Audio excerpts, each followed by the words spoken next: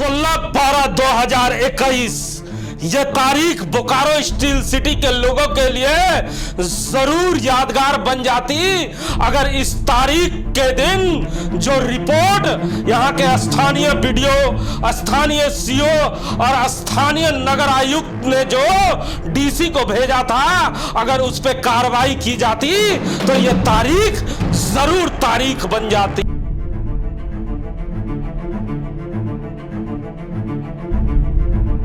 जी हाँ, सही सुना आपने। रिपोर्ट, एक ऐसी रिपोर्ट जिसके आने के बाद बोकारो के शहरी और चास शहरी क्षेत्र में दाल भात केंद्र चलाने वाले संचालकों में मच गई थी हड़कंप। ऐसा नहीं है कि बोकारो स्टील सिटी में दाल भात केंद्रों की चर्चा आज हम उठा रहे हैं। 2021 में इसी तरह मीडिया के लोगों ने लगातार दाल भात केंद्रों पर चर्चा उठाई और सवाल खड़े किए, और मीडिया के साथ साथ सामाजिक लोगों ने और राजनीतिक लोगों ने भी यहाँ के तात्कालिक उपायुक्त से इसकी कंप्लेन की। कंप्लेन मिलने के बाद ही यहाँ के जो उपायुक्त होते हैं वो एक कमेटी का गठन करते हैं, जिस कमेटी में पनन पदाधिकारी, अंचल पदाधिकारी और प्रखंड विकास पदाधिकारी और अपर नगर आयुक्त होते हैं, और उसके बाद लंबी जांच का सिलसिला शुरू होता है। इस सिलसिले के बाद जो जांच रिपोर्ट वो देते हैं वो काफी चौंकाने वाला होता है। आखिर इस जांच रिपोर्ट में क्या था, जरा हम जानने का प्रयास करते हैं। हमारे साथ राम नारायण शर्मा है। शर्मा जी, झारखंड राज्य ये दस्तावेज हमारे हाथ लगता है तो हमें ये केवल खाना पूर्ति दिखती है। क्या हुआ था उस तारीख को, क्या हुआ था 2021 में? आखिर इस रिपोर्ट आने के बाद भी क्यों नहीं हुई कार्रवाई, ये बड़ा प्रश्न उठता है। क्या था इस रिपोर्ट में, जरा बताएं। हिमांशु जी, सही बात है कि जो हमारी सरकार है, चाहे केंद्र की सरकार हो या प्रदेश की सरकार, लगातार गरीबों के लिए अनाज मुहैया कराती है अलग अलग योजनाओं के माध्यम से। उसी योजना के तहत प्रदेश में मुख्यमंत्री दाल भात केंद्र चलता है, जिसमें सबसे गरीब तबके के लोग, मजदूर लोग जो काम करने आते हैं दूर दराज के गांवों से, उन्हें शहरी क्षेत्र हो या ग्रामीण क्षेत्र हो 5 रुपये में दाल भात सब्जी मिले, इससे लेकर मुख्यमंत्री की ये महत्वाकांक्षी योजना होती है। लेकिन इस योजना की गड़बड़ी और जो अनियमितता है, ये अभी का मामला नहीं है। शुरुआती दौर से ही इस पर देखा जा रहा है कि लगातार इस पर उंगलियां उठ रही है। आप देख रहे हैं कि 2021 में ही इस तरह की समस्याएं उस दौर में भी नजर आई और उपायुक्त ने गंभीरता से उस मामले को लिया और बोकारो और चास शहरी क्षेत्र के 8 दाल भात केंद्रों के लेकर एक जांच कमेटी वे बनाते हैं और जांच कमेटी को एकदम स्पष्ट तरीके से रिपोर्ट देने की बात वो कहते हैं। और आप देखते हैं कि उस रिपोर्ट को लगातार कहा जाता है कि पनन पदाधिकारी को उसका सदस्य बनाया जाता है, चास के सीओ होते हैं, चास के बीडीओ होते हैं और चास नगर निगम के अपर नगर आयुक्त होते हैं। और कहा जाता है कि अधिकारी जल्दी इस तरह की रिपोर्ट सौंपते नहीं है बड़े पदाधिकारी को। लेकिन इन चारों अधिकारियों ने जमीनी सच्चाई जांच कर जो जमीन में उन्होंने इन 8 दाल भात केंद्रों में देखा, वही रिपोर्ट हूबहू लिखकर उपायुक्त महोदय को सौंपी और जिसमें तमाम तरह की गड़बड़ियों का उल्लेख करते हुए उन्होंने साफ शब्दों में लिखा कि आवश्यक सूचनार्थ एवं आगे की कार्रवाई हेतु ये पत्र आपको समर्पित किया जाता है। मतलब गड़बड़ियां पाए। जी बिल्कुल। तो गड़बड़ियां पाने के बाद भी 2021 से लेकर अब 23 आ चुका है, आज तक कोई कार्रवाई क्यों नहीं की गई? नहीं, वही तो मैं बता रहा हूं कि बिल्कुल 2021 में हमारे सामने ये रिपोर्ट है अपर नगर आयुक्त का। देखिए, चास नगर निगम का, उनकी अगुवाई में ये कमेटी थी, उन्होंने रिपोर्ट सौंप दिया। तो क्या था इस रिपोर्ट में, क्या था, और विस्तार से हमारे दर्शकों को बताएं किन किन दाल भात केंद्रों पे क्या क्या आरोप लगा था। तो बिंदुवार जांच में उनको जो मिला सभी 8 केंद्रों में, जिसमें सभी 8 केंद्रों में से किसी भी केंद्र पर जांच दल को भंडार पंजी नहीं मिला, पहला आरोप था। सभी महिला मंडल के सदस्यों ने बताया कि भंडार पंजी हम घर में रखते हैं। जब उनसे पूछा गया कि आखिर जो भंडार पंजी यहाँ पर आपको रखनी थी, ये आदेश है सरकार का, तो उन्होंने साफ बताया कि हम लोग घर में रखे हुए हैं। इस पर भी अधिकारियों ने उन्हें सहूलियत दी कि ठीक है, घर में रखा है तो आप घर से लेके आइए, मुझे दिखाइए। घर से लाकर दिखाने के कहने पर भी सभी ने कोई न कोई बहाना बनाकर दिखाने में असमर्थता जता दी, अधिकारियों को ही बता दिया कि हम नहीं दिखा सकते हैं। इसके बाद उन्होंने स्पष्ट लिखा कि इससे स्पष्ट होता है कि कोई महिला मंडल भंडार पंजी जो है वो संधारित करने का काम केंद्रों में नहीं कर रही है। सभी 8 केंद्रों के वितरण पंजी जो त्रुटिपूर्ण संधारित था, परंतु पंजी में अंकित संख्या के अनुसार न तो खाना खाने वाले व्यक्ति मिले और न ही आवंटन के अनुसार खाना बनाने का संसाधन। यानी उसके बाद दूसरा जो उन्होंने बिंदु उसमें तय किया था कि कितने व्यक्ति, इन लोग हमेशा लिख के देते कि प्रतिदिन 400 व्यक्ति हमारे यहाँ खाना खाते हैं। उसके हिसाब से जब उन्होंने देखा तो उस दौरान किसी केंद्र में 1 व्यक्ति था, किसी में 1 भी नहीं था। इससे उन्हें साफ पता चला कि 400 व्यक्ति तो इन केंद्रों में भोजन नहीं करते हैं। इसके अलावा 400 व्यक्ति को खाना बनाने के लिए जिन संसाधनों की जरूरत होती, चूल्हे की, बर्तनों की, आपके चेयर कुर्सी की, उन चीजों की भी जांच की गई। वो चीजें भी उस अनुपात में किसी भी केंद्र में जांच कमेटी को नहीं मिली। भंडार पंजी नहीं रहने के कारण खाद्यान्नों का ब्यौरा नहीं निकाल पाए कि किस जो आपके ये केंद्र है किसको कितना चावल मिला, दाल मिला, इसका वे लोग ब्यौरा नहीं निकाल पाए उस समय। सभी 8 केंद्रों के महिला समिति यह भी नहीं बता सकी कि उन्हें कितना कितना और किस किस वस्तुओं का आवंटन मिला, ये भी कोई नहीं बता पाई, सब असमर्थ थी।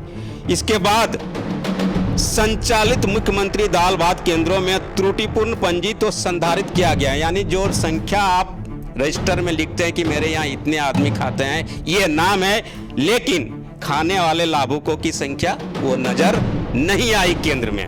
तीसरा है, सभी 8 केंद्रों में मुख्यमंत्री दाल भात केंद्र चलाने की जरूरत जरूर है कि ये केंद्र आप जरूर चलाइए, सरकार चलाए, लेकिन इन केंद्रों को जो वर्तमान समय में चलाने का जिनको जिम्मा दिया गया है उनकी तरफ से गड़बड़ी की जा रही है। और इसलिए आप स्वयं सूचनार्थ हम इसको भेज रहे हैं और आवश्यक कार्रवाई हेतु ये लेटर उपायुक्त महोदय को भेजा जा रहा है। देखिए, इस पत्र के बाद साफ हो जाता है कि 2021 में ही इन पदाधिकारियों ने साफ तौर पे बता दिया था कि बोकारो जिले में जो 8 केंद्र चल रहे हैं उस किस तरह गड़बड़ और घोटाले कर रहे हैं। इसके बाद भी बोकारो जिले का कोई भी राजनीतिक शख्स आगे बढ़कर नहीं आता है, सामाजिक संस्था के लोग आगे बढ़ के नहीं आते हैं और इस मुद्दे को उठाते हैं। आखिर राजनीतिक पार्टी के नेता क्यों खामोश हो जाते हैं? आखिर उनकी खामोशी का कारण क्या है, हम जानेंगे। हमारे साथ बात करने के लिए खुद प्रदेश अल्पसंख्यक मोर्चा के प्रदेश सचिव अयूब अंसारी साहब आज हमारे स्टूडियो आए हैं। अयूब साहब, आपका बहुत स्वागत है। तो आपको ढेर सारी बधाइयां अयूब साहब कि आपने बोकारो की राजनीति से प्रदेश की राजनीति में आगमन किया है, आप प्रदेश सचिव बने हैं अल्पसंख्यक मोर्चा की, आपको ढेर सारी बधाई।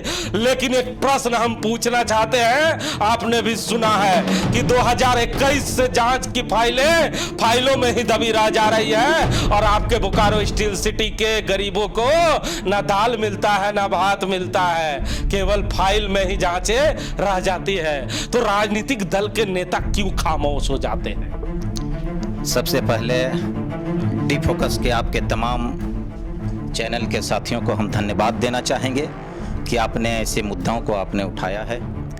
सरकार हमारी एक बेहतर प्रयास की है। मुख्यमंत्री दाल भात योजना के तहत वैसे लोगों तक जिनके घरों पे चूल्हा नहीं जल रहा है, जिसके घर में खाने के लाले पड़े हैं, उन लोगों के लिए, वैसे दिहाड़ी मजदूर के लिए जगह जगह पर दाल भात योजना जो 5 रुपये में मिल रहा है और उसको चलाने का काम कर रही है। यकीनन बहुत बड़ी हम धन्यवाद देना चाहेंगे हम अपने झारखंड सरकार को कि इस योजना के माध्यम से गरीब लोगों को आपने जो राहत देने का काम किया है, इसके लिए आप बधाई है। आपका एक सवाल आया है कि राजनीतिक पार्टी क्यों नहीं आ रही है। यकीनन राजनीतिक पार्टी आती है और समय समय पर यह बात को रखने का काम करती है। जो रिपोर्ट आया है 2011 का है,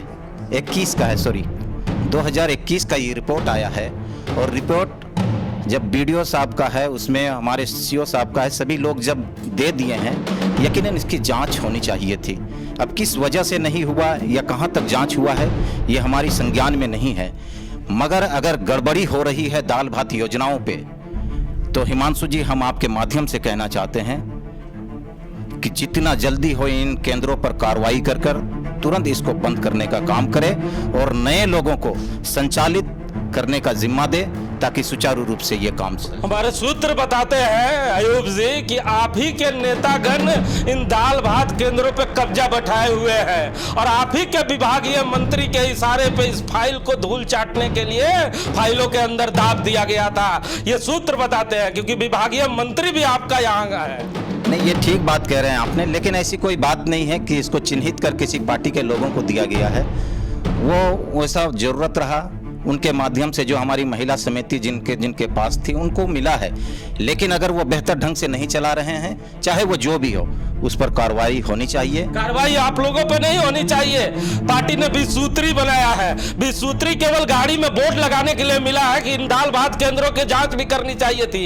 नाम रखा है दाल भात केंद्र योजना, दाल गायब है, बात का पता नहीं है, टाइमिंग पता नहीं है, योजना चल रही है। नेता स्टेज पे जाते हैं, बड़े बड़े भाषण मारते हैं कि हम गरीबों के लिए योजना लाए हैं। कहाँ मिल रहा है गरीबों को भोजन? कभी घुमा है क्षेत्र में आप लोग? यकीनन हमारी प्रयास रहती है, मैं तो जाता हूं और देखता हूं, जहां भी गया हूं बहुत जगह मिल रहे हैं, लेकिन ये जो आई दाल मिलता है, दाल मैंने कभी खाना नहीं खाया, नहीं जानता, लेकिन सरकार, हमारी सरकार की ये प्राथमिकता रही है कि दाल भात योजना रहना चाहिए। कौन सी प्राथमिकता है? भात है, दाल नहीं है। अगर ऐसी त्रुटि है तो निश्चित तौर पर हमारे जितने भी विभाग के हमारे पदाधिकारीगण हैं उन लोगों को चाहिए कि त्वरित इस पे कार्रवाई की। जो 20 सूत्री बनाया था उनके पदाधिकारी कभी कहीं जाके दौरा करते हैं कि केवल गाड़ी में वोट लगाने के लिए 20 सूत्री लिया?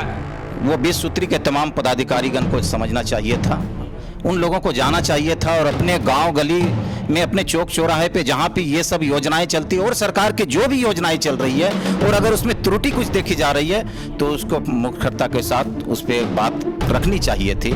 पता नहीं वे लोग क्या समझ के ये काम नहीं कर पा रहे हैं। हम एक सवाल उठ रहा है शर्मा जी बार बार कि विभागीय मंत्री है वो कांग्रेस पार्टी का ही है और कांग्रेस पार्टी के नेता को इन मुद्दों से कोई लेना देना नहीं है। आज हम लोगों ने कांग्रेस पार्टी के नेता को जरूर स्टूडियो बुलाया है और उनसे सवाल जवाब कर रहे हैं, लेकिन इशारों ही इशारों में चर्चा खूब जमकर हो रही है कि कांग्रेसियों का जमके इसमें वर्चस्व है। दाल भात योजना में इनके मंत्री के इशारे पे ही ये जो जांच रिपोर्ट थी इन्हें धूल चाटने के लिए फाइलों के अंदर दबा दिया गया। नहीं, बिल्कुल, ये जो आप सूत्रों के हवाले से खबरें अक्सर ऐसे आती है कि मंत्री महोदय की वजह से कुछ गड़बड़ियाँ हुई है या जो लोग गड़बड़ी कर रहे हैं उनको ठंडे बस्ते में उन फाइलों को रखने की बात कही जा रही है, लेकिन ये राज्य के लिए अच्छा संकेत नहीं हिमांशु जी। चाहे किसी भी पार्टी का सरकार हो, मंत्री हो, अच्छी बात है आप मंत्री बन गए, आप तो योग्य जगह पे आ गए थे, आपको तो कड़ी कार्रवाई करनी चाहिए थी। जरूर अयूब जी हमारे पास आए, इससे पहले महावीर जी ने भी ये सवाल उठाया था कि अगर हम 20 सूत्री है और अगर हम लिख के देते हैं तो भी कार्रवाई नहीं होती है। हम ब्लॉक में बार बार जाते हैं, कहते हैं सर देखिए आप ही का रिपोर्ट है, आपके अधिकारियों का नहीं सुनते हैं। तो आखिर अधिकारी अगर नहीं सुनता है तो मंत्री महोदय को स्टेप लेना चाहिए था अधिकारियों के खिलाफ और तभी इन केंद्रों में जो व्यवस्था है वो सुधर सकती है। लगता है आपको, क्या लगता है कि अब दाल भात केंद्रों पर कोई भी कार्रवाई करना बड़ा मुश्किल है जब इतने बड़े बड़े पदाधिकारियों ने लिख कर दे दिया कि ये 8 जो केंद्र चल रहे हैं ये पूरी तरह से इनमें गड़बड़ियां उन्होंने देखी और उन्होंने लिखित दिया है उपायुक्त को, उसके बाद भी कार्रवाई नहीं होना? क्या माना जाए कि अब कार्रवाई इस झारखंड में किसी भी इस तरह के गड़बड़ झाला करने वाले व्यक्ति पर कार्रवाई करना मुश्किल है? बिल्कुल, आप जो समस्या देखते हैं इसका सबसे बड़ा कारण क्या होता है हिमांशु जी? हमारे यहाँ कहा जाता है कि हम कठोर एक्शन लेंगे, लेकिन एक्शन का तरीका क्या है इस पर आपको देखना होगा। कार्रवाई होगी, यकीनन कार्रवाई होगी और बहुत जल्द कार्रवाई होगी। हम आशा उम्मीद भी करते हैं हम अपनी सरकार के मंत्री से भी कि उन तक बात शायद नहीं पहुंची होगी, वरना यकीनन इसमें कार्रवाई होती।